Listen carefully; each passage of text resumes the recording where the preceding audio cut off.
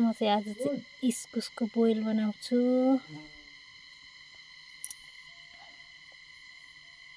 अनि यो चाहिँ पिँडालु उसिनेकी, अनि त्यहाँदेखि अमिलेको तामा, अनि नेभाराको पत्ता। अघि गाई हेरेर आउँदा ल्याएको नेभाराको पत्ता चाहिँ यसको चाहिँ इरुम्बा बनाउँछु, मिठो हुन्छ।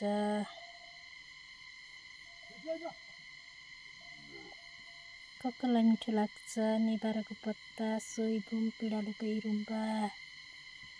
गाडी नहाली गाडी खान्न, अहिले चाहिँ खाएको छैनौँ।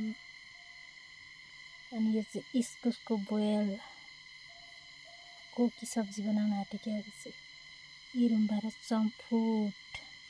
यो चाहिँ गाईलाई खोले, अब काटेर हालिदिन्छु भोलिलाई। चट्नी चाहिँ उसिनेर थियो कि पाकेछ, गाई हेर्दै।